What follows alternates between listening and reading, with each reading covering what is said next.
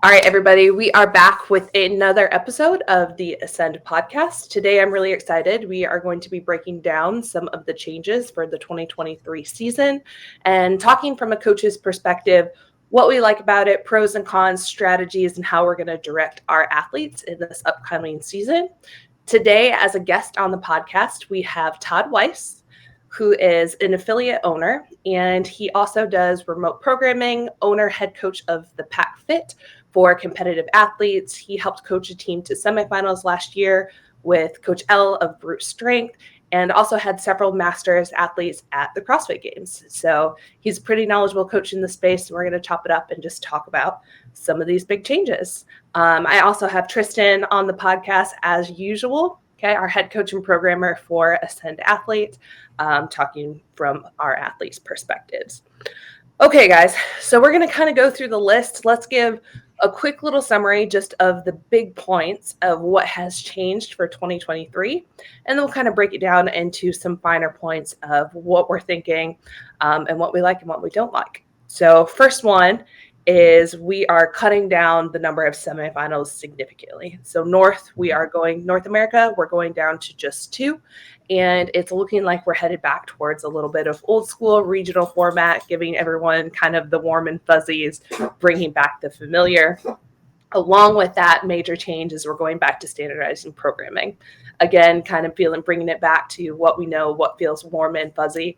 Right. What do you guys think about cutting it down in North America to only those 2 semifinals? You go ahead, Todd. Yeah, I think my first thought is I always like to look at from a business perspective of what CrossFit is trying to do. So I do know if you've been in CrossFit long enough, and when people look at the economics of it, regionals did not make any money. A lot of the reason for that was sponsorships. The tickets, I believe, if I remember correctly, were $35 a day for people to come and spectate. And even though there are a lot of people coming, you think about the venues. So I spent most of my early CrossFit career on the West Coast. So we were in the California super region, or those regions that were pretty big at the time, with some of the bigger names like Jason Khalipa and Neil Maddox and Dan Bailey, just back in the day. And we did fill the seats, but then if you're really smart, you'll go and ask the county of San Diego or Northern California and say, hey, how much is it to rent this arena for 3 days? And the number just to rent the place and get permits is really expensive. So as a spectator or a coach or somebody in the sport, we have to look at that first and say, okay, well, why are they bringing these down? Because I think that's something that people are struggling with is okay, there's only 2 now. It's well, it's an economic thing. And if we want the sport to grow, we have to be okay with this downsize so then they can grow it up a little bit more. Then looking at last season, Syndicate, Crown, and MAC didn't have a whole lot of people there as spectators.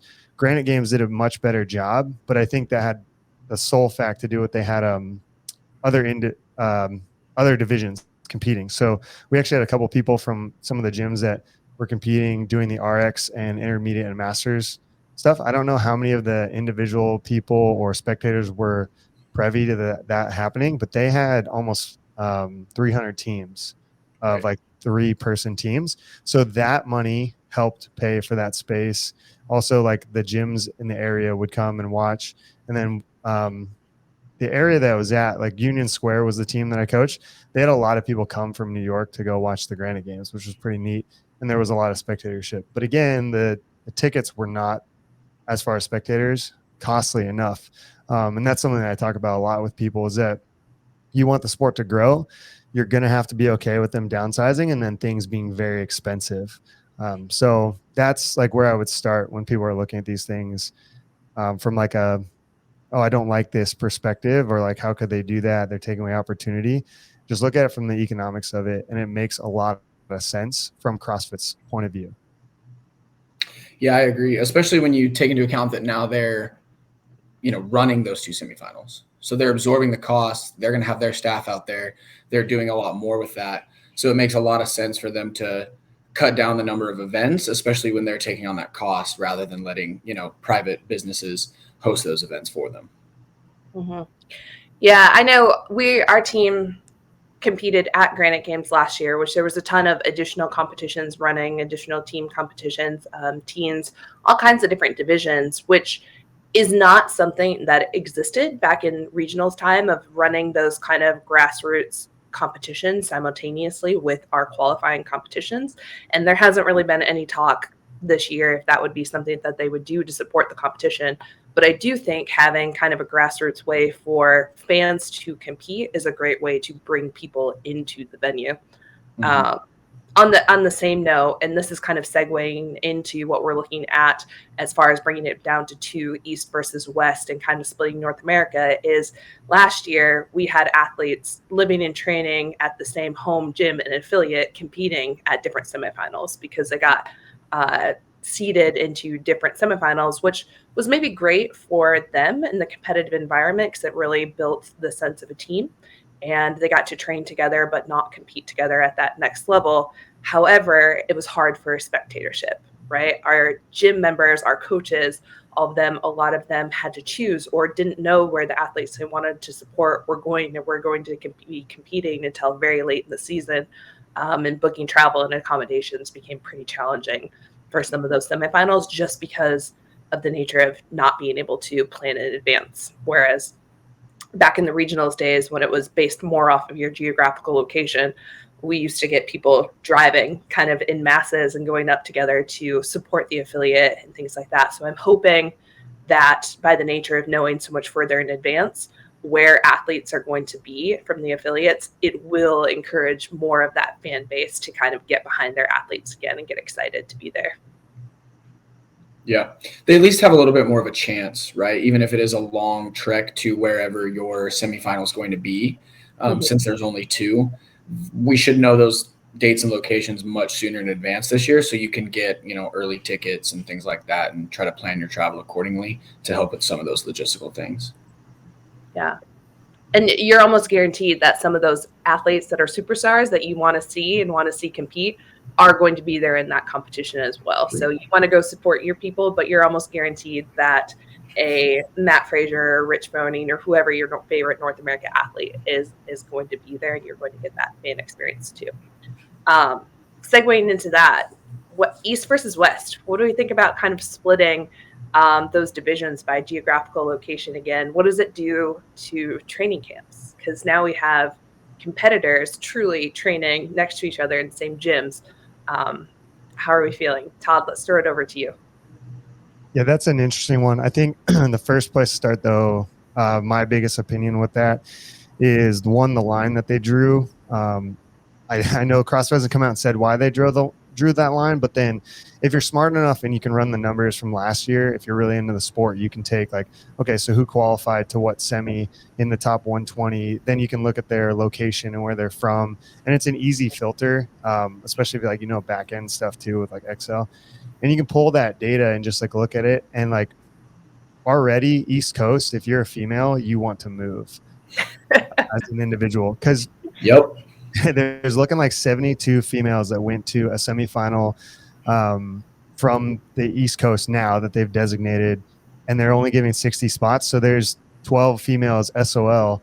And so we also don't know, if everything stayed the same, if this was the same exact people, obviously there's attrition, things change, people do move. So we'll see what happens. But if I was a female athlete, I mean, the males are already on both sides, East and West, doesn't even matter. There's already too many spots regardless. But the females especially, there's 42 females on the West out of the 60 that went last year. So you could easily, and I didn't run these numbers, there's a lot of, Brian Friend and them have all this stuff and they've been putting it out and you can grab it off the internet. But yeah, you would want to move if you're a female to the West and try to gobble up some of those spots to get to semifinals. I like that they split it. I think there's a way to do the 120 like they did last year and still split it, or go 120 and then you get your choice between the semi that you want to go to, and it has to be evenly distributed. And what they could do, not to get ahead of ourselves, but this is an idea that I thought of to make the open valuable. Let's say you're an athlete who's really good and you're going to make it to semis. Your ranking in the open will dictate your choice on which semi you get to go to and the order of selection for the semi.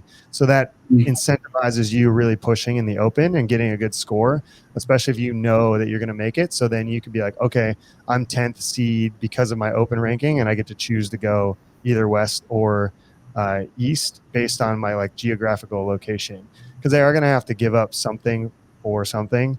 And I think it's too tough to like really be like, oh, because you live here, you have to go there. Because there are some athletes who don't care. And this is really sad to say, I think, because CrossFit's so great with the community, but they don't care. They don't care about the people coming and seeing them. They're going to get paid by their sponsors. They want to compete at the CrossFit Games, and there's nothing wrong with that. It is just like you said, Emily, like the people in your gym weren't able to come see you guys as easily as in the past. And I know for teams, that's a big thing. And a lot of individuals, like first time at regionals or now semifinals, they're going to want people to come spectate. So it would be a cool thing to do. But yeah, I do like the East versus West. Female, get over to the West if you can, and cross your fingers and hope. Yeah, the line they drew seems just very arbitrary, at least as of now, until we get some more information on why they made that delineation. But not only is the East harder for especially individual females, but I also think from a team perspective, I did the math. Most of the North American teams that were at the CrossFit Games were from the new East region. And I think to what Emily was saying a little bit with camps, it poses an interesting thing for, those big training camps on, hard work pays off and training thing take like those places, because they're mostly on the East Coast as well. So it just creates this interesting environment, I think, for them. I like what you said about the Open. I think that would be a good way to give them some sort of a prioritization on when they get to, slot their pick on where they go. And that could be based off the Open. I think that would be a good idea. I mean, it also kind of that way leaves a little bit open in the schedule as far as you're not dictated to only one weekend. So things come up, people do get married and things like that. It really helps having those dates ahead of time now again this year, so you can anticipate and kind of plan around that weekend. But it does give athletes a couple of options as far as that, but it still narrows the field for fans and those spectators to kind of know what to expect. What do we think about? So we have real quick on the training camp thing. Because in the rule book, they're going to give you 10 for the East and 10 for the West that qualify to the CrossFit Games. So like you mentioned, hard work pays off. I don't think they necessarily are concerned. Right. Amanda Barnhart's going to qualify. I think these lines are more for when we look at growth of the sport and the future of the sport. As long as Amanda Barnhart's in the sport, great, we have a sport. But the second she decides to leave the sport, which happens often with females because of either pregnancies or they just decide like, I don't want to do it, and then they take some time off, and there are some athletes coming back. But it is something where who are the next people and how do they get there? Because I know a lot of people from like rank 30th to 110th who are still developing, are phenomenal athletes. They're in the right age. They're like 22, 23 years old. They have 6-ish years in the sport if they want to before they peak out. Like what happens to them, right? Because then you look at Amanda Barnhart, just as an example, because she's on Hard Work Pays Off. And it's like, how much longer is she going to be in the sport? Let's say she's in the sport 4 years. Now you take that 4 more years. You take that girl who's like 23 years old and has never got that game experience at semis or at the games because Amanda Barnhart's always taking her spot, which is fine and fair. But then once Amanda's done, who fills the role? And I know that people will fill the role. That's just like the nature of sport. But unlike collegiate athletics, we don't have a feeder system, or like the amateurs to the pros, which goes back to what like Emily was saying about how it would be cool to have these semis have like RX events that were based, again, putting more onus on and like weight on the Open. If you qualify in the Open in a certain bracket, you get to apply and then compete at some of these semis. And that would create a small like feeder system as well into like the greater scheme of CrossFit competition. Just like some ideas I've thought about that they could help with stuff. But I do always look for like, what's the longevity of the sport? Because if everyone decided to quit like in the next 2 years, what would then happen, Yeah. Todd, that's kind of exactly where I was going. A little different, but kind of the direction I was headed, because most of our athletes right now aren't those big banner athletes that are almost looking at this and still guaranteeing that they're going to make it through the process. A lot of our athletes that we're coaching are riding the bubble in those semifinal qualifications and really going to have to show up to semifinals and be peaked to put their best foot forward and fight for those spots that are available.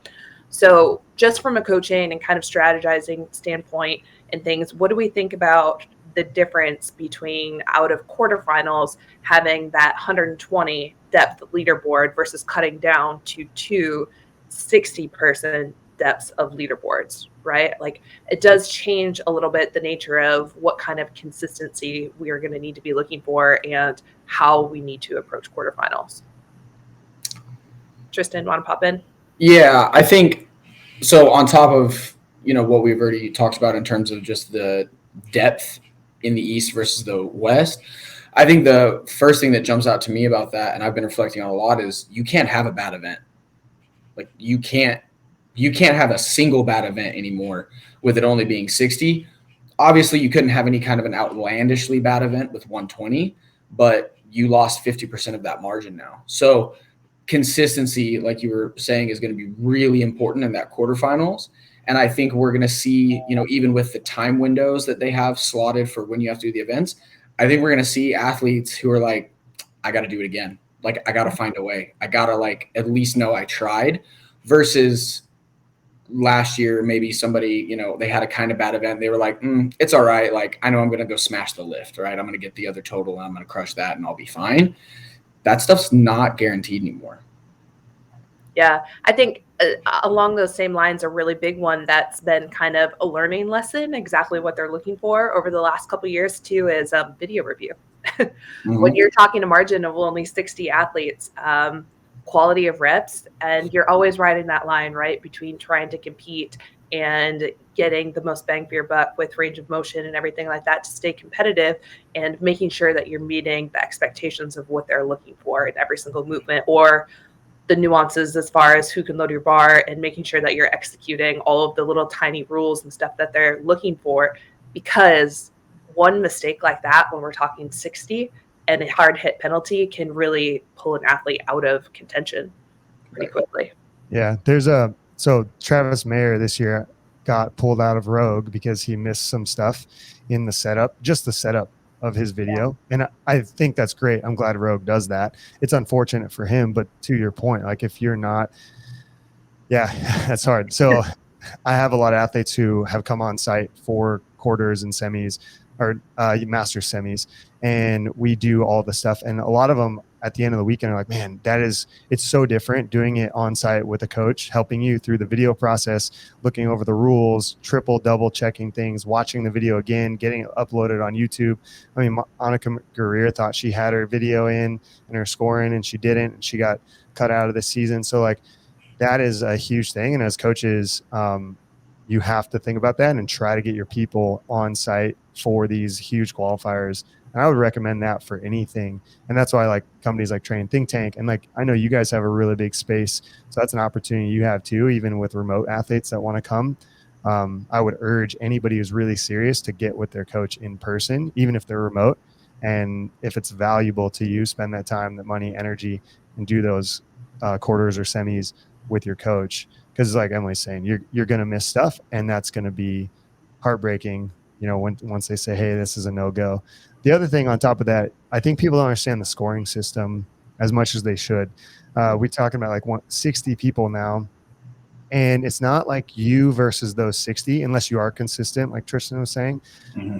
It's you versus everybody on that leaderboard, and the lift thing is very interesting to me, and they're doing a better job of changing that. And I think with all the definitions of strength that they're posting, and the sandbag event at the games this year, and what Rogue did with the log, and like even Danny Spiegel, her comment of like, how many times are we going to test the snatch and clean and jerk? It's kind of boring now. Like, it's good. They're seeing that. And we should still test the snatch and clean and jerk, but I think there's ways to do it to show capacity across more time domains and loads and movements. So it is cool that they're looking for new avenues of that. So you may not get as dinged as much. Like I remember because I used to coach for Brood, and I would watch like people like Emily, because I had females competing against her when it was like the South region. And I'd be like, oh yeah, she's just going to snatch like 200 pounds and you're screwed. Like there's, and you start to know who these people are. Yeah. And that is getting eliminated a bit, but let's say there's girls that are outside the 160, you're 58th, and some girl comes in, or not just one, but let's say 10 girls come in and outsnatch you. Now you're 63rd and you're not going, and so to your point of consistency, it really highlights that. And then also, I kind of want to get people worried and stuff, because you can't worry about everyone, but you really need to be cognizant of, like, it's not just you against a couple of people, it's you against the whole leaderboard, because the way the leaderboard works. Now, if in the future they implement something like the Z-score system, which I'm a big fan of now. At first I wasn't, but then we did Crash Crucible with a couple of athletes I had, and we got to see that in real time and how that works. And I think it's a good idea to start implementing that in other spots. I don't know how that would work with the Open, because there's so many people. And then even with quarters, there's so many people because of the 10%. I think they need to bring the 10% down to like 2 or 3%, to be honest. But, I agree, 5 to 2 for that. Yeah. I think one thing that you made me think of, I don't want to go on a tangent on this, is we've seen them test strength intermingled with capacity so many different times in the history of the sport. And it's like we have this amnesia, and we forgot how to do that the last, 3 to 5 years. Just some of those open tests, 17-3, 16-2, like, you're not doing well on that. If you're not strong. So I would love to see stuff like that come back. Yeah. And then kind of one other thing we mentioned is, CrossFit taking over those semis, and they're also taking over programming. I think the onus really comes on them to really have really well programmed quarterfinal events that are well-rounded, test your fitness, test your capacity, test strength in the way that we do in this sport, but in a way that makes sense. And, you can't just be the guy with the 700-pound back squat and you just come screw up the leaderboard for everybody. Yeah. I think this last year they did a great job, minus the front squat from 2021. I would say the programming has been great, but regardless, like, you could always sit back and nitpick everything, but like, other than that, it's been a lot better. So there's that for athletes. Yeah, it is definitely going to be a really big deal, though, when you're talking about paring down the field from taking that 10%, which is still a huge margin, really, of the competitive field, and whittling that down to 60 or 120, all of the athletes that advance on to semifinals. That's a really, really big cut. So being really intentional with the programming and making sure that they are searching for the correct athletes and doing that through the programming, I think it's going to be huge. The other thing that is really exciting, that is a change, but a shift back to what we know as normal, as I love the idea that the programming is going back to a complete season by CrossFit taking control of every step of the season. I know this was just kind of a weird thing for us last year, but as a team, we were very, very, very strong in handstand push-ups. So we waited kind of all season for our opportunity to shine and be like, this is going to be our workout. And just by happenstance of the programming and each piece not fitting together, we never actually competed those until the games, when they were the wall-facing handstand push-ups, which was different. So not saying that that's necessarily bad programming, but we just didn't get tested the same as every other team that kind of made it and qualified. So I personally am excited to see some unification come back into that, to know that every team, every individual that is represented at the games was tested the same way to get there, and trust that CrossFit's got it under control, and they're going to have some well-rounded programming to challenge those athletes. The worm for you guys too. Yeah, granted, we hardly did any worm. And then the games, as far as compared to games past, was really, really light as far as the worm. So we really, for as much as we trained that, did not get tested on that very much. Mm-hmm. Yeah. As a coach, I think having the difference in programming across the semis I really liked. But as looking through a lens of a competitor, it's terrible.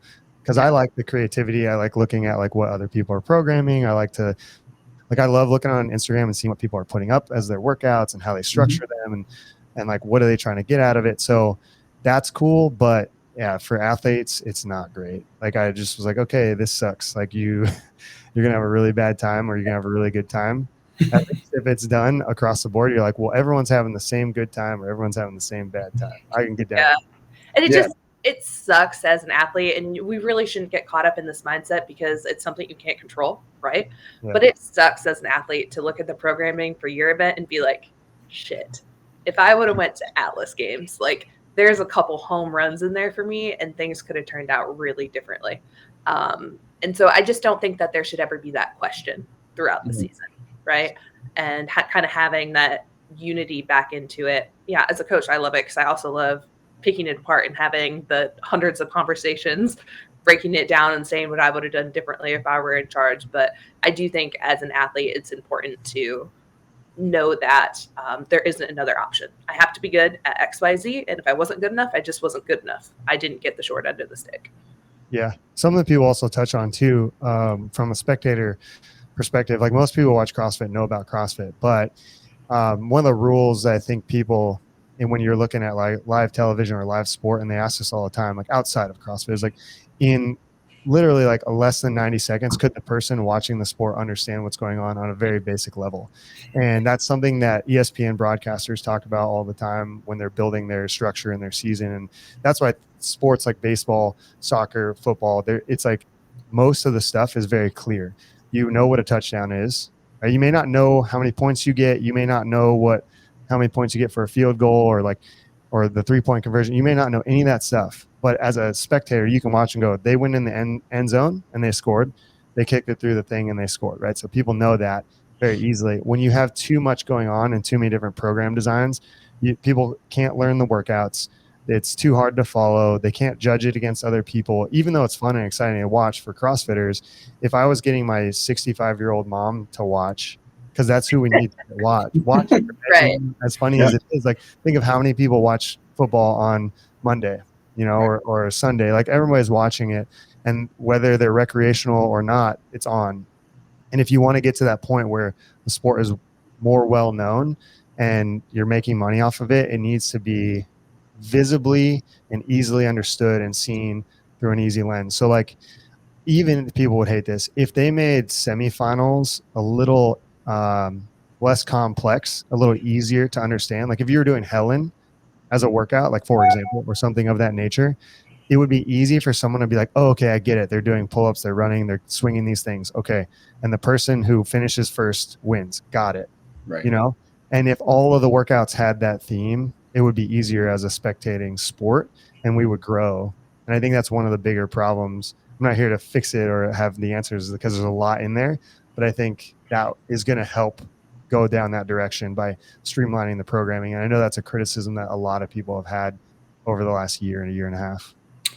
Perhaps one of the solutions they could look at for something like that would be kind of increasing the complexity of programming throughout the season. Maybe, like at regionals, maybe we don't do the 2-2-2-3 intervals, and people are like, well, they're just squatting. Who's winning? Like it also would make it a little easier on their broadcast crew, right? Like those guys are up there clicking the numbers and whatnot to try to keep the reps squared away. So maybe those kind of complex things are saved for a little more in-person events at the end of the season versus, quarterfinals or even semifinals, maybe a little simpler. Yeah. Okay.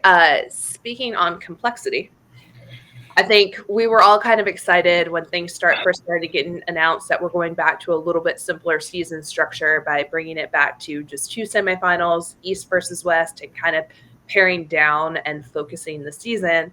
But then we threw out this nuance of strength of schedule in this worldwide ranking system. And so now we know, as far as more details are starting to come out in the rule book, that we are only guaranteed 6 spots instead of originally speculated 10 from each North America region, which could in turn result in less representation from North America than we've previously had in the past. And we don't know yet how they are planning to kind of build this worldwide ranking system. Thoughts? Well, go ahead and start with you. Yeah, good. They did adjust the rule book. So East and West are getting 10. It's the 17 spots that we're all confused about and where they're going to go. So there is that. Like that is one good hope, is that you're going to get 10 individuals, 10 teams from East and West as far as like the North America. The numbers change in the other, like in Europe and Australia and everything else. So like, yeah, it'd be interesting. I hope though just in general, Australia gets at least 2 to 3 extra spots. They need it in general. So it's fine. I think the 10 here in North America is okay. Obviously, everybody wants more, but 10's pretty good. Yeah.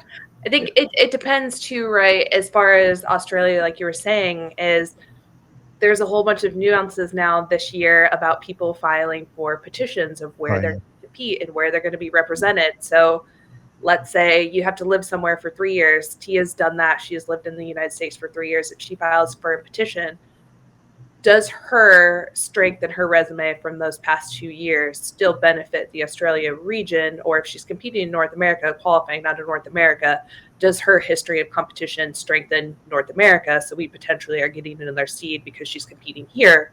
Or is that benefiting Australia? Because if you take her out, Ellie Turner, who also currently lives in the United States but hasn't been here for 3 years, but just an example, and Jamie Green, who no longer lives in that region, hasn't for a while but still represents that region, do they actually warrant more spots still? Yeah, I agree. I think the, like, obviously in North America having 10 and 10 and the potential to get more, it's like, okay, cool. I think there's a lot of ways you could really dive into, depending on how they do these strength of field calculations and work off the minimums and things like that. I mean, another example is Asia, right? Like, if Roman is allowed to stay here, which he should be, he has a P1 visa or whatnot, so he can be here. If you look at the other people who would qualify from that region, the other men, against the typical CrossFit Games field, like, you're not even close. Like, you're not even close. So it is what it is. You're just not there yet, right? And like, we could play that same game with Africa, South America. Like, if Guy competes here, it's like, okay, like that, there was a little bit of competition for him last year. So I just think it's tough. I think where, I was listening and trying to learn a little bit about the residency thing this year, like when they have to put in their petition for and this, that, and the other, and how they apply that to the strength of field will really matter, I think. And it's tough for those athletes in those other spots. If Tia stays here, this is great for North America, but those other ladies in Australia, like, if Tia has enough strength of field points to bring them 2 other spots alone, right? Then it's like, well, hey, Tia, we really wish you'd come back home. But she probably. But if she's not there taking a qualifying spot, who knows? Right? Yeah. The rulebook said, like, I wish they would just draw a line in the sand, honestly, just like the way the Olympics have, and just be clear. The petitions, I understand why, and that's nice, like, because people, Tia's a good example. She lives here. Lots of people, you can get on a plane and live anywhere and get visas now. So I get that. But like in the Olympics, you compete for the country that you're a citizen in. And in the rule book, it says that. So I wish I don't know. I didn't hear any of the petition stuff that you guys heard. So I'm surprised now that they're going to do that, where the rule book just says the nationality, right? Your not nationality, your citizenship yeah. is what dictates where you're at. So I don't know. This was, I think, released in a press conference. Yeah, they had a press conference yesterday. And it's, if you've lived in a place for more than 3 years, then your citizenship country, you can apply for a travel exemption, basically 4 semis, and that has to be done by like February 1st. Yeah, I think that's nice if we were to consider things like jobs outside of CrossFit, because I would argue, okay, you guys own Proven, but you know what, you can do that from anywhere that there's internet. So what's keeping you from just moving to Asia? Like, then you have an easy in. I think that's unfair versus like you work for Apple or Facebook or Instagram, something in the States like that, or some other country that's not in the US that you're working for and you're getting paid and that's your full-time job. Because there are a handful of people that do this for a living competitively. Everyone else does not. And when I say handful, literally, like, you could count it on one hand, like for real, that make enough money to buy a home, have a retirement, take care of some kids in the future. Like, that's a living, not just like I'm paying my bills and getting by. That's not a living. So it's weird. I don't know. I don't know how I feel about that. Yeah. So on that note, this is another thing that kind of took me by surprise that I hadn't heard until I had listened to some information about this press conference, so don't hold me to it. I'm regurgitating information that I heard, but they stated that if you are active military duty stationed somewhere else, but from the United States, you will automatically be considered in the East semifinal. Oh, that's weird. I do like that they are taking that into consideration because, again, that falls in line with my logic of jobs. Like, you're in the But military. why only East? I don't know. That's which we already have determined is a little bit more stacked on that side of the line. I would speculate because for the vast majority, if you're overseas, for the vast majority of the rest of the globe, it's easier to fly to the East Coast. Yeah, that makes sense. Maybe. Unless you're stationed in, East Asia. Right. But if you're in the Middle East, if you're in, Europe, like all of those places where service members might be overseas, it's a much shorter flight. Yeah, I just thought it was an interesting distinction when we've already kind of talked about there potentially being disparity between the East and the West, and now we're taking that chunk, which I'm not even sure how many competitors that really is bringing into that, but it was interesting to me to chunk them all automatically into one spot. Yeah. The only time that would be a bummer is if you're stationed in Australia. You got to fly to Boston, and that's a long way away. Yeah. Okay. On that note, I think we've kind of dug into individuals quite a bit. Anything else on individual before we transition and talked about some changes for team? Nah. So. All right, let's talk about super teams. They're back. Who's out there doing some recruiting? Everybody, probably. Yeah, that one's gonna be interesting. Because like Training Think Tank doesn't have their team that they had. They're working on a new team. Are you guys doing a team, Emily?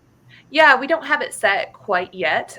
We don't have a team in-house at our affiliate yet. Is it going to be the same people or different people? We will have a different team. Yeah. So then you guys are great. I don't want this, not a slight to you or anything, but like that's not the team, right? So I think that's happening actually more than we think.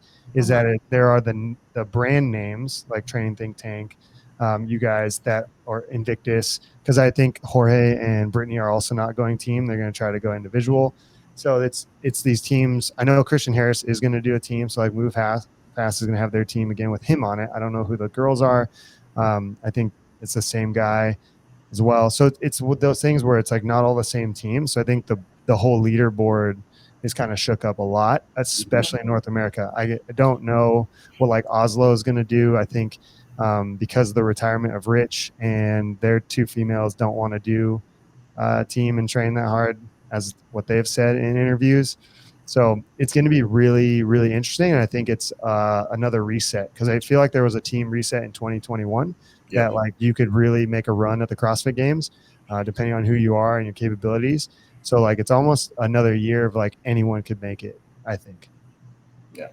Yeah, I think it's a fun and going to be exciting year for the team competition, just kind of taking some of that out. And I also think because there is no strength of field ranking or anything like that that's going to apply to team, there's a lot of places in North America up for grabs. There's actually going to be a lot of teams qualifying out of those semis. And I also think maybe something that people haven't taken into account yet is because we're taking away those geographical kind of limitations, where really you only have to be there for the open. Any athlete can fly. If there's a brand willing to front the bill and bring the athlete in, which there's going to be, probably we're going to see it a lot, that almost every brand's going to want to get their representation by bringing those athletes in just for the open. I think it could lead to some interesting open holes on the individual side as well.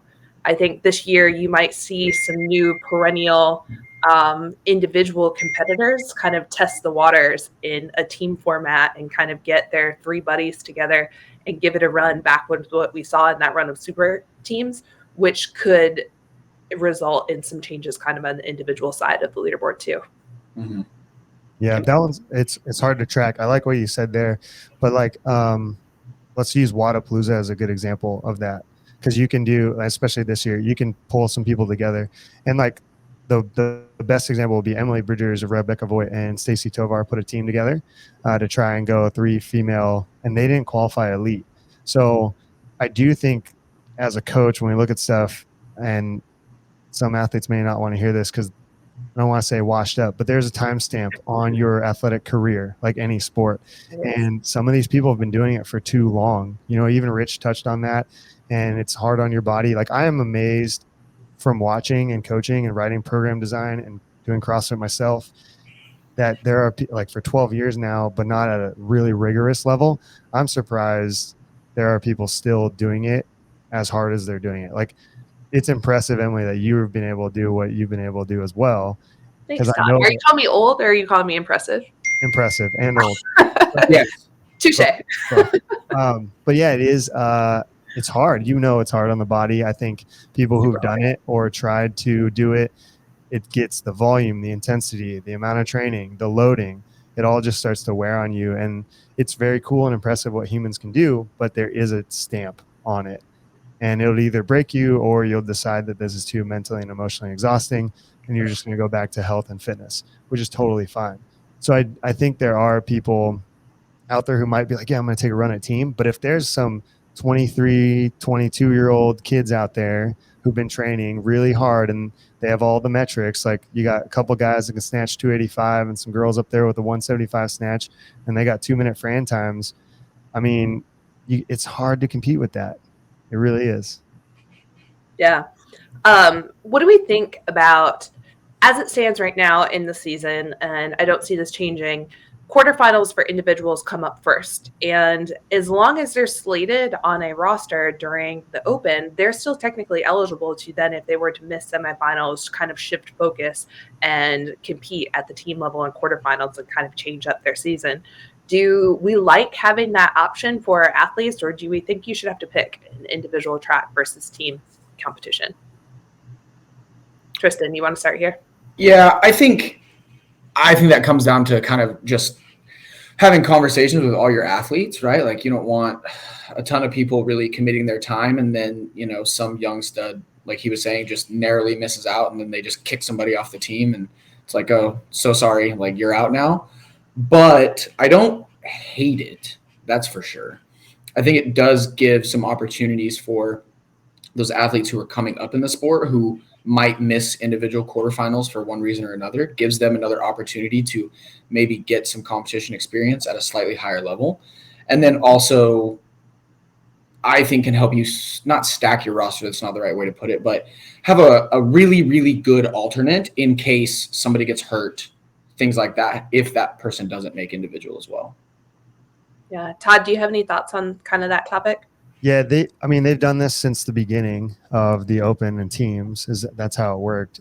It was a little different, whereas you had everyone on your roster, you compete. If the team makes it, they make it. If an individual decides to go individual, their scores get pulled from the team and then it gets recalculated, which I think they should do that in some way. I don't know how they're going to do that, but so if they're not going to do that, we're like, I don't want to say the teams get penalized, but they do need to have some type of penalty. Because last year we watched, not that it made any difference and it didn't really matter in the grand scheme of things, and they didn't even qualify for a semi. But East Nashville had Brooke Wells, Tia, some other people on the leaderboard from the Open 2 quarters, and they were like first or second on that leaderboard. And then they didn't show up because obviously they went individual, and the team that they had didn't qualify for a semi. So like it's, that can still happen, which as a coach, it gives me a skewed view of what's going to happen during quarters until the first workout or first 2 workouts get logged on that Friday. And you're like, oh, okay. And you're like, it could ease some anxiety for competitors, which would be good and set them up for success. And like, it is when we talk about like, oh, you can't control things. I mean, that's something that you can actually control by the rules, and CrossFit can decide like, oh yeah, this is putting a toll on some of these people who want to go team, because there are professional team athletes. I would say someone like Christian Harris is a quote unquote professional team athlete. When Rich changed, he was a professional team athlete. Now, obviously, they're not worried about qualifying, but there are people out there who like just do team, want to do team. They train for team all year, and then you're adding more anxiety and stress because you can't figure out the rules and like change some things around that would be very easy. And you've done it in the past. Like I think that would be more than fair of an ask for them. So that's a solution, I think. Or just saying, hey, we're going to have a team side of things and we're going to have an individual side of things, and you sign up for that at the Open, and those are the tracks. I would like both those solutions. But the way it is now, it seems like it just doesn't serve a purpose really that those individuals are on there. Like, there's no purpose that Tia and Brooke were on that team other than like, okay, they can do quarters as a team, which is fun, but there's 210, 230 teams that make quarters in North America. So like there's opportunity, like just get fitter and better. So then you can qualify and you don't need Tia's scores or whatever. Right. Yeah, that's where I was kind of getting at with that. I do wish we could kind of take a trip down memory lane and adopt that pulling those individual scores out. We do have time between quarterfinals, between individual quarterfinals and team quarterfinals, where theoretically you could send those invites and an accepted invite automatically pulls them off of a leaderboard, and the leaderboard kind of reshuffles before we start quarterfinals for teams, just to pull those scores out. Because you're right. And even just having one individual athlete present at your affiliate, which for the Open, you can have as many people as you want on those rosters. It's not just 6. So I can put 7, have my 6 that I intend for team, and put just my one individual athlete on there to kind of skew scores. And it does make a really big difference, especially I know with this change of super teams, we're kind of moving away from the concept of the affiliate cup. But if that is what we are looking for in any capacity, representation from the affiliate, it definitely skews things, because just because you have one individual athlete doesn't mean that you have a stronger affiliate to represent a team. Yeah. As an affiliate owner, I have a heavy bias. I like how the rules are because I coach people who want to go team, and it makes it easier for them this year more than ever. But there's a couple of things like in the Open, like I'm glad they're doing the rules that they're doing with the Open, and I've filled out all those surveys and talked to everybody I could talk to that would have any type of influence on the season, and bringing the Open back to affiliates and allowing like the affiliate owner be the person who validates the scores. That needs to be a must. Having the coaches be the ones who take the judges course and they're validating the scores and they're the ones counting. Putting the videos back online. I would argue that only level 1 or higher, and affiliate owners obviously are level 1, are allowed to thumbs up or thumbs down a video. I don't think they should allow people who just took a judges course to thumbs up and down. You have to take a judges course and be a level 1 or higher. I think that's something very important to me. I've said that 1,000 times, and I'm going to say it on here because if someone listens to it, maybe they'll hear it and make the change. So can I get an amen? Like, it's exactly what I've been saying. Yeah, it'd be a great idea. It would give, quote unquote, the power to affiliates. If Don Fall wants to grow the affiliate and he wants to get people back in the gym and in front of a coach, and that's what he said his mission is, then we need to do something, because the Open is our 5K or our half marathon run or whatever sporting event that people partake in recreationally that you see that is in the fitness space. It's the Spartan race. It's the whatever you want to put there. But we need to be like the holders of that, because that entices people. It's an incentive to be like, well, I want to do this Open thing I've heard about. I want to train CrossFit. Where am I going to go? Because before the last couple of years, you could just go anywhere and people were de-affiliating and you could do the Open. And it kind of ruined my business a little bit. And a lot of friends I know who are affiliate owners, it ruined their business as well, because we don't have any leveraging stance, because fitness is fitness. CrossFit is a better way of fitness because more complete, and we can prove that till we're blue in the face, whether people want to listen or not. But it doesn't incentivize in a marketing capacity. And the Open is something that is hugely marketable and gives us the power and the onus of that to bring people in and do those things. So if CrossFit could work on that, and then on top of that, create the affiliate teams to be only in the affiliates, that's where you're going to get the community to rally. Like, I know people do rally behind one individual, but I have masters athletes who made it to the games this year, and their community wasn't super supportive, because people, not because they don't like them, like obviously like, good job, we're proud of you, but the people in affiliates right now, they don't know what that is. It's so far removed from the golden years of 2013 all the way to 2018. People don't understand it. And so they're like, oh, that's really cool. You're doing this cool thing. And if you were able to bring in something that where 4 individuals inside of your gym, that's a more leveraging power. It's like we have these 4 people versus like we have this one person. And then if you're a big gym and you have 200 to 400 gym members, 4 to that ratio is better than 1 to that ratio. And I don't know, most of the time the individuals end up being coaches as well, versus like sometimes the affiliates is more bred from the membership and they don't even coach. Like I know a lot of people who are on teams who are not coaches, which is really cool. And they're just general members.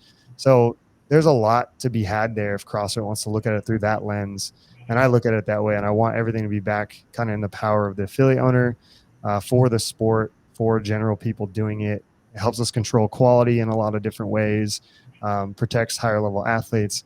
So there's a lot there that I want them to change. And I think they're going in that direction, but we'll see.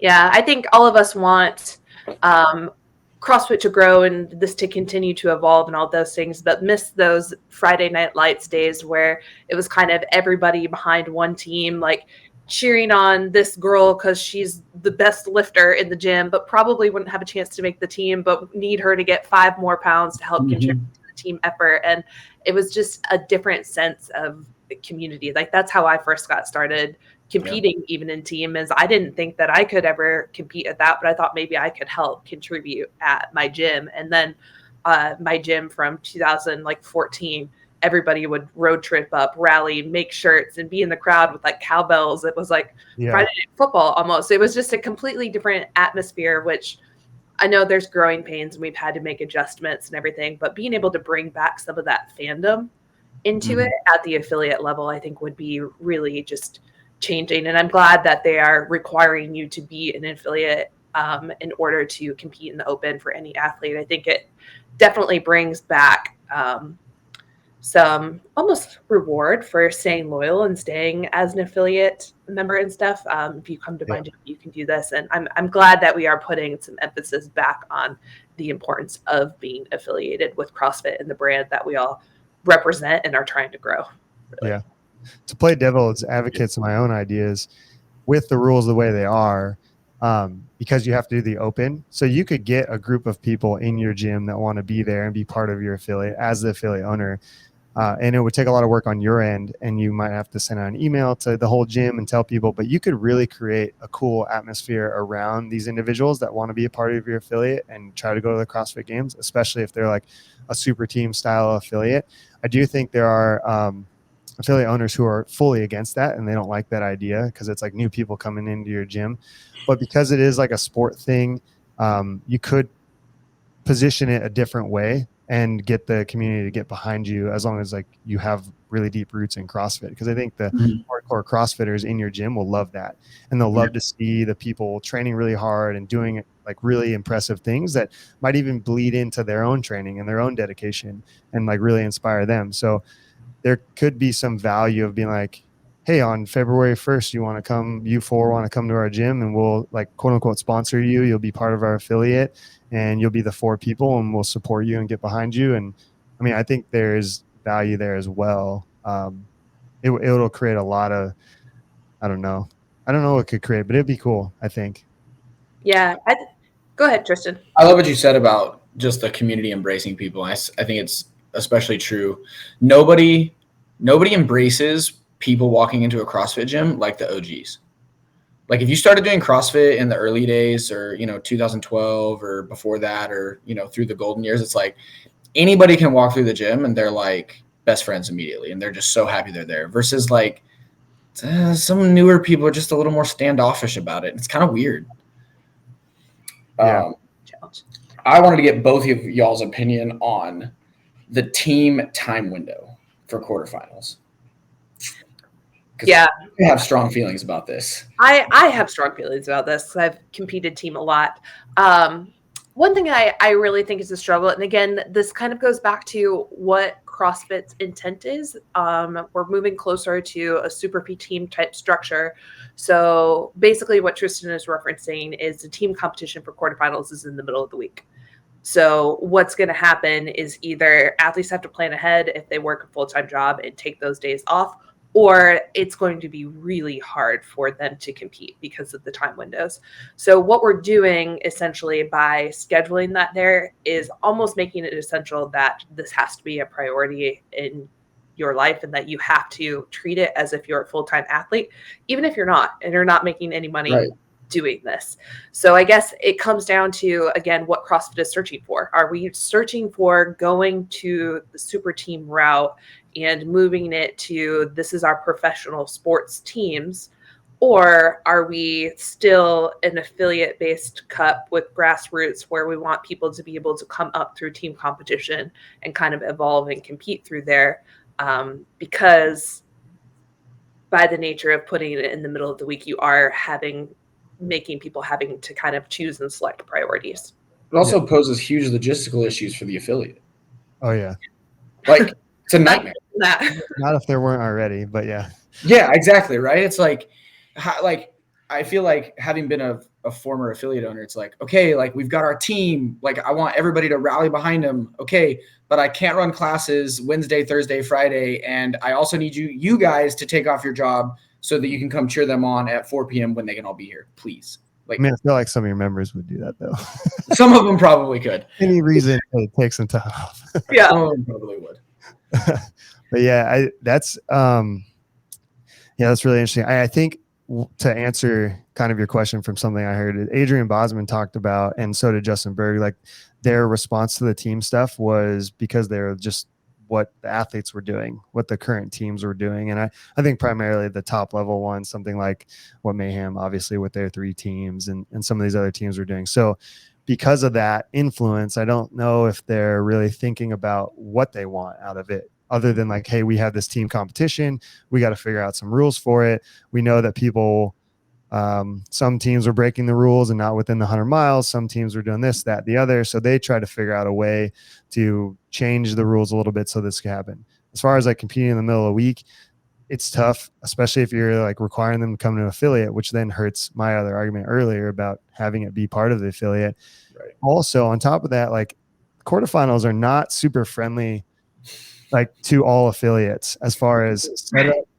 Especially with 4 people. Oh yeah, one person. Yeah, a lot of space. Yeah. Like I can see your guys' gym on Instagram.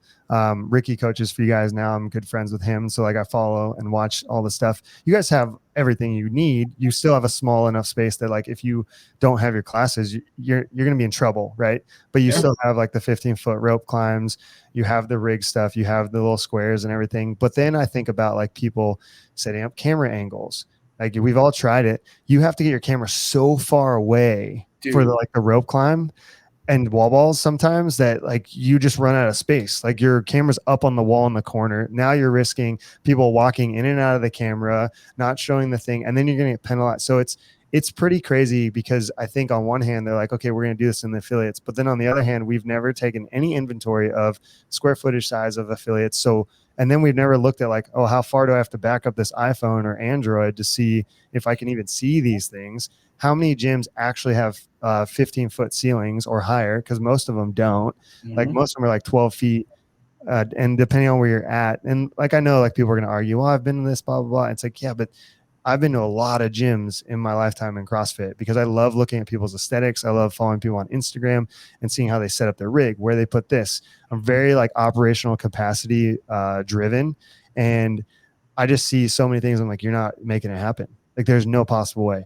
Then you add on top of training camps, which I think is a good thing. Maxwell Hodges talked about this. They had 42 people come for quarters last year to their place, and they're running like squares, quadrants of like three different workouts, and like running people in circles. You're going to run out of coaches to judge. You're going to run out of manpower, and like we're not a professional organization. Like your affiliate doesn't get paid any more money because you had 50 people do quarters. Like that's not how are we going to do that? We're doing it basically out of the goodness of our heart, and then the membership that people pay to us are ready to run this thing. So it's going to happen. But again, back to the economics of it all, and then operational capacity, and then the expectation CrossFit has. I'm like, have you guys, I know they've been in affiliates, but I'm like, have you actually like asked questions of good affiliate owners of like, how hard is it to run a 10-person class in your space? Have you worked through this, And there are tons of companies out there who are making a good living trying to coach affiliate owners through these things.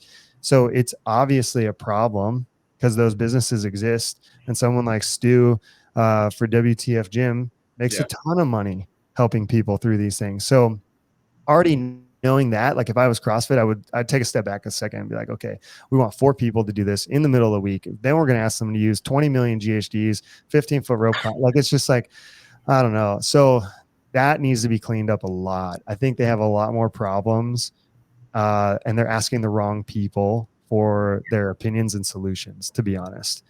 Yeah, because I mean, there's those giants like TTT, right, that had 50 people come in, but on the other hand, they are connected to an affiliate, but they're not running an affiliate in the same space that they are doing all of that testing. There's this whole group of kind of affiliate owners that are in the middle, kind of more of our caliber, that do have remote, that do have online, that are going to have teams represent, but need to use that space to run an affiliate to support all of those businesses and wear all of those different hats at the same time to be successful in this space. And I know for us this year, I think our goal is probably close to qualifying 3-ish teams, maybe one more kind of super team and 2 a little bit more directly out of the affiliate. So not only are we looking at running 4 people in the middle of the week, but potentially 12. You know, like last year we had, I think, 29 people do individual quarterfinals, most not with semifinal aspirations. Most you still got to do it. And it's an amazing accomplishment that they get to do. But that still should be taken into account, that if you're going to provide the opportunity for 10% of people to do it, make it accommodable for 10% of people. Yeah. Because what you touched on a little bit is like, you care as running affiliates and affiliate owners that like, okay, even though those people aren't going to make it, it doesn't matter. Give them an experience. Like they should have the same exact experience that the elite level athlete has. Correct. You know, with their coach, whether that's their class coach, and like talk to your coaches and say, hey, you know, you have these people qualified, you coach them every day. You know, you should be here helping them, and like enroll people that way. But yeah, you're touching on an idea that like your hands are getting tied a little bit as an affiliate owner because they're not thinking about that aspect of the 29 people that you could greatly impact and affect their life in a really meaningful, positive way, and give them something special because of their efforts and their training every day and their love of CrossFit and what they want to do. And you're the conduit of that as the CrossFit coach and affiliate owner, and you're trying to help them. And sometimes you give a poor experience that's completely outside of your control because it's within the demands of what CrossFit has, because they haven't thought of you or the person in your gym, which really frustrates me. Because when I hear that, I'm like, man, I really hope, and I know you did, because I know you pretty well, Emily, like you gave those 29 people really good experience, but I know there are gyms that don't and can't do that. And I feel bad for them because that's not what I want out of fitness. And we shouldn't have that type of backlash from something that's supposed to be fun and easy to do, like the open and the quarters. And I know it qualifies people to the games, and we get so hyper focused on that, but it does also take a large group of people that need a quality experience. And we also need to take those people in consideration. So sometimes when I hear things like, and I don't want to pick on Brent Fikowski, but because he is of the Athlete Association, he's like one of the loudest voices on that group. Sometimes he says stuff that I'm like, okay, you're not in an affiliate. You're training out of your garage. To my knowledge, you've never owned an affiliate and you've never coached an affiliate. And you're now screaming from the hilltops and people will listen to you because you're Brent Fikowski, and making these changes imposed on me, an affiliate owner and a CrossFit coach, and Emily and our affiliate members, when we're just trying to do a good job, change their life and give them a quality experience.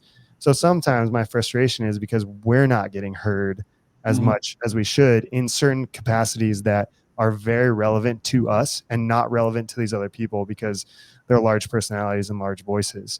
So yeah, I'm gonna get off my soapbox though, but that is something that really fires me up and upsets me a lot. It's important. It's important. It's okay. They didn't listen to Brent about the pull-up bars this year, so people are getting them everywhere. Well, they moved them. They did move them at the Atlas games. No, at Granite Games. At the games, the CrossFit. Oh, at the games. Okay. Yeah. So they did. It's important though, because those 29 people too are your radical fans of CrossFit. They're the people that love CrossFit. They're the ones that are going to get behind the one individual athlete because they did quarterfinals with them. They're going to be the ones that travel with them, that spend the money, that do all of the different qualifications and register for all of those things.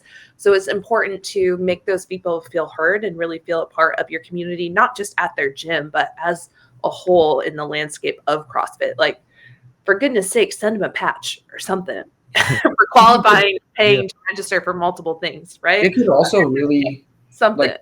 to what he was talking about with, kind of our pipeline for the sport. Say you've got a young kid, lots of potential. They make quarterfinals, they're still really green.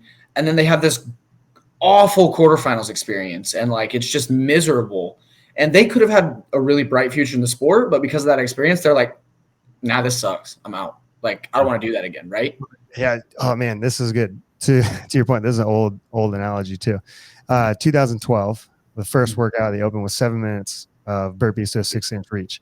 People don't know that now; they know. There were so many people I knew who literally quit CrossFit because of that.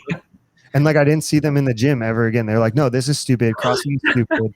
And it was around the time when like people are getting injured and like weightlifting technique wasn't as good as it is now. Like people, if you didn't live it, I don't know how many people don't realize how it was bad. It's gotten so much better, and it's great that it has. But everything has growing pains. But yeah, you do. That's just an example of like the programming was bad enough that someone decided, I'm done with this. I'm going to go do something else. So if that's something that just turns people away, like, yeah, you're going to turn people away from your gym, your community, the CrossFit methodology. So there's a lot of implications there that I don't think enough people are like stepping back and looking at for this quality experience. So it's tough. Yeah. On that note, we're taking over an hour, but I got one more topic that I want to kind of hit on, and that is Tristan kind of brought up the nuance of a younger athlete. And I want to talk about the teen division really quick because that's kind of near and dear to my heart. I've had several teen athletes competing at a really high level. And I personally am disappointed this year to not see many changes to the teen division because I am really not a big fan of only having 10 represented at the level of the CrossFit Games and only having online competition as their avenue to get there. I know that is a big undertaking to bring them in person and kind of give them that experience, but we do already have in-person semifinals. It's not something that's impossible. And these kids are the future of our sport. They're already competing at a professional level and proving that they can do it years before what was ever expected or anticipated of them. And I think it's time that CrossFit and the Rulebook catch up and they get a greater representation in our sport as a whole. Thoughts? Go ahead, Todd. I feel the same way because I coach a lot of masters, and the masters are exactly the same. It's just they're not teens. And I coach. So Matt Chia went in 2021. He got cut in 2022.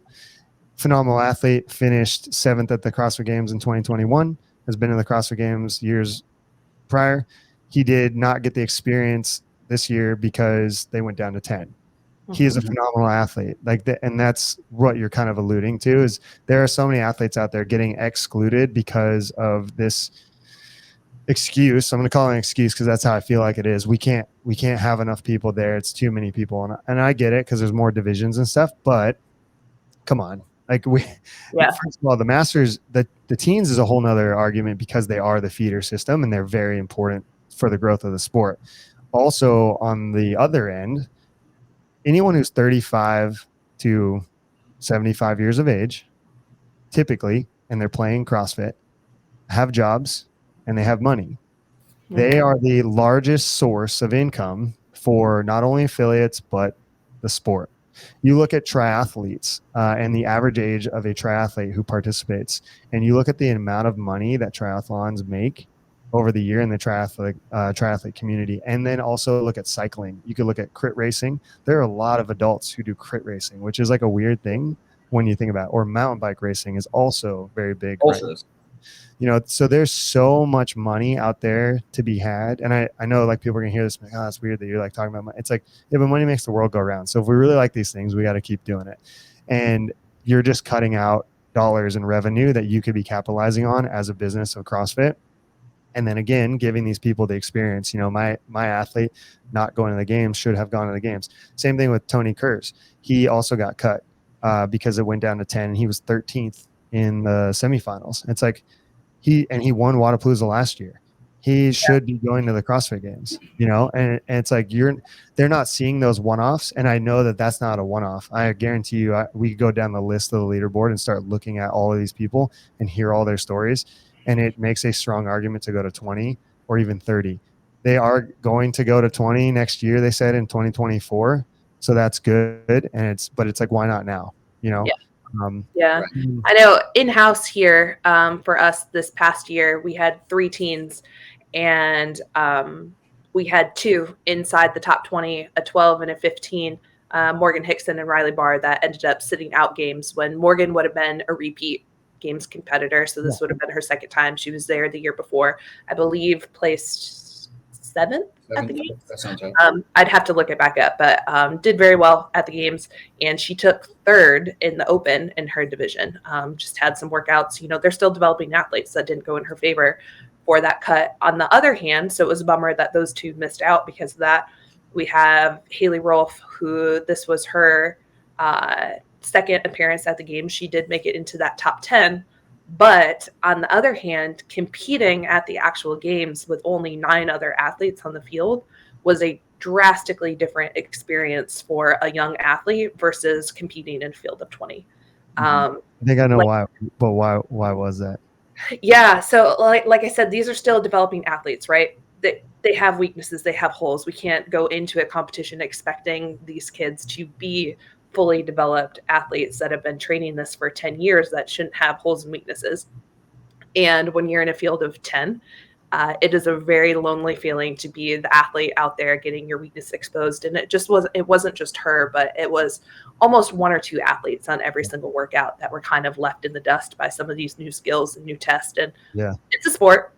I get that. I thought you were going to allude to the point system. Yeah, the point system as well. So just kind of getting into some of those nuances that it really, really changes the experience and the qualification of how many are represented, but also what being at the games is like, and the potential. When she did have a good workout in a field of 20, she was going to be a lot more greatly rewarded for that.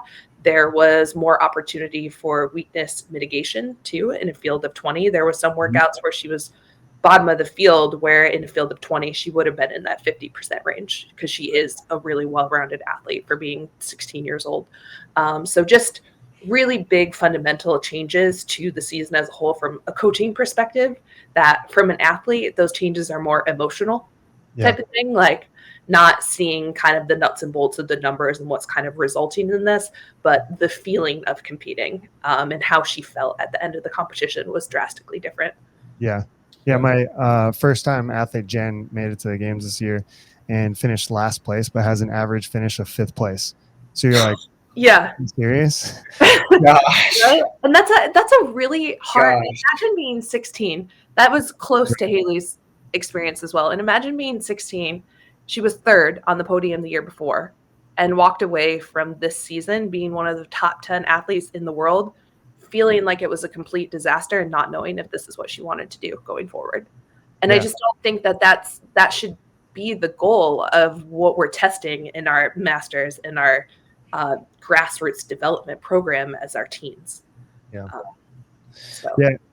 Do you think if they had more, well, the solve for the in-person competition, I don't think is ever going to happen because of the population size of like the many groups. If you take them as a whole, like the masters as a whole, there's a lot of them. If you take the teens as a whole, there's a lot of them. But because there's the age groups and they break them down so much, and then they're all over the world, I will argue in favor of CrossFit for the system they have currently and not doing it in person.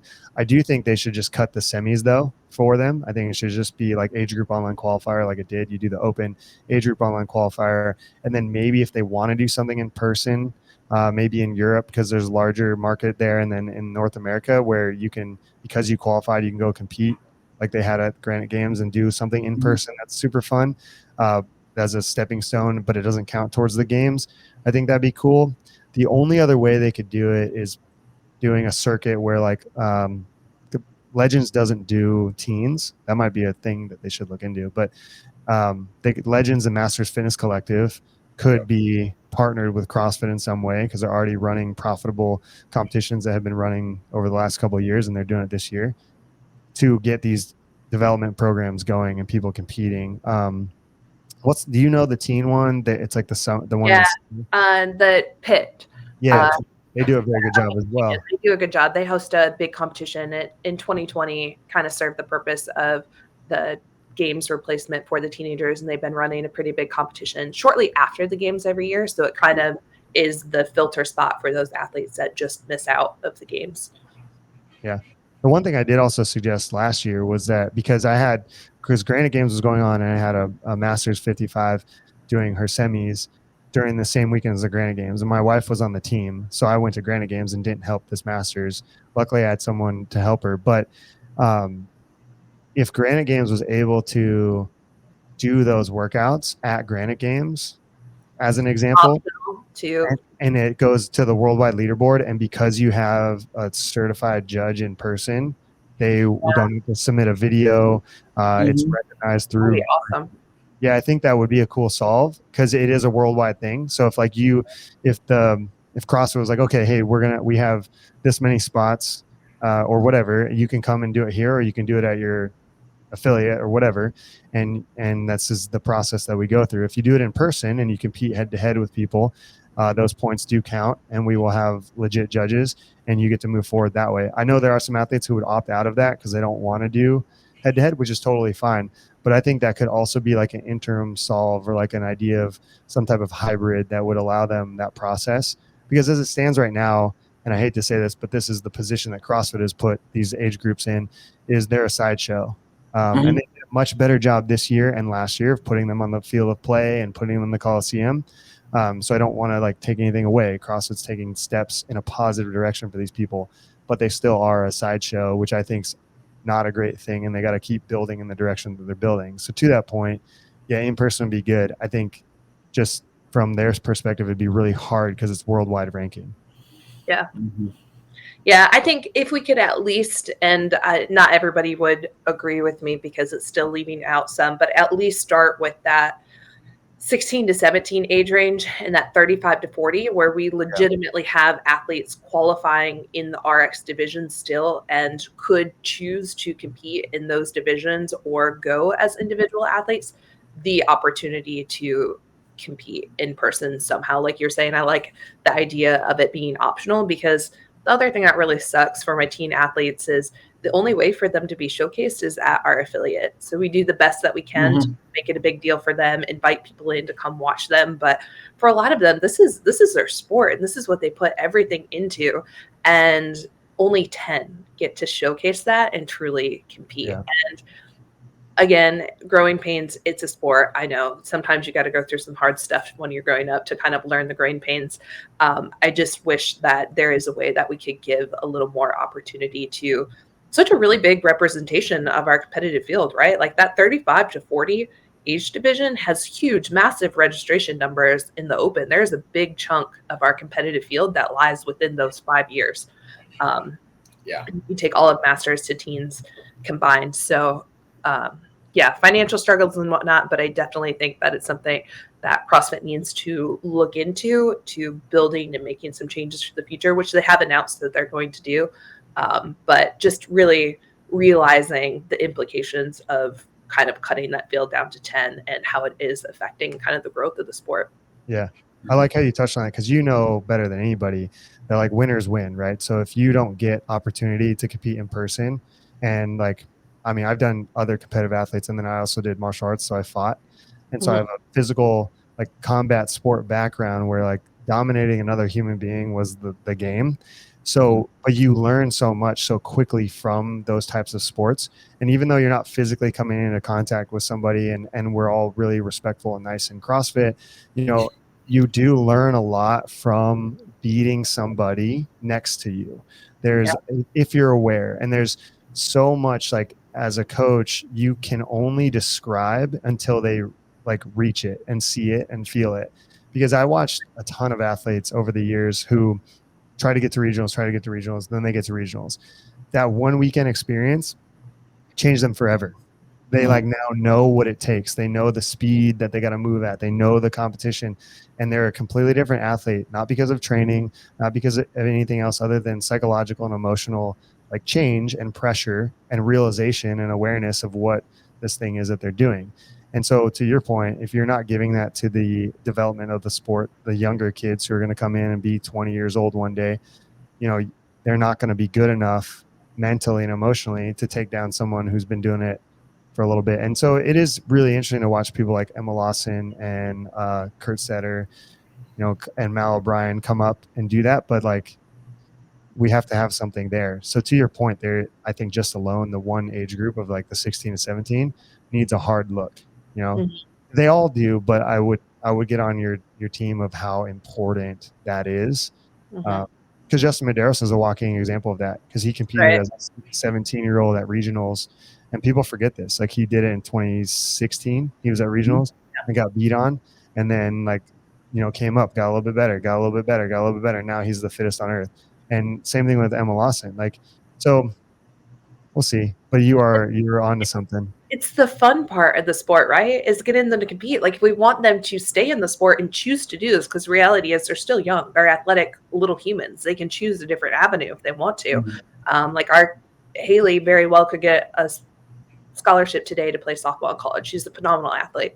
But if you want her to choose CrossFit and continue this as her avenue, she's got to enjoy competing. And if she's not getting an opportunity to, like you said, I think the biggest important thing is feel it. Like, when you cross that finish line and feel like you beat other people and you're out there and all of that hard work is paid off and the crowd is cheering and get really bought into the sport, I think we're at risk of losing our competitive base that is really talented, that coaches have been working hard to develop and to kind of build up into this space. And that's just a shame. We want to see the best compete at the highest level. And 10 years down the road, I don't want to wonder if we missed out because we didn't give these younger athletes the opportunity. So, yeah, that's good. All right, guys. Well, I think that's about it. If there's any last thoughts on changes for 2023, if not, we'll kind of wrap it up. It'll be interesting. I know we touched on a lot of different points, but I'm glad. I know it's things that's all kind of weighing on our minds and weighing in our heads as coaches, and things that keep us up at night as we're kind of pondering how we think we could solve the CrossFit problems and all the issues in the world.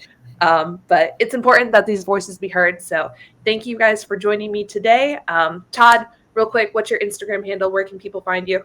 It's coach.toddwise, or you can do thepack.fit on Instagram. Perfect. So check out Todd as well, super knowledgeable coach that I've known for a long time, and we're excited to kind of share this space with him. And thank you guys. We'll talk later. Thanks, Bye-bye.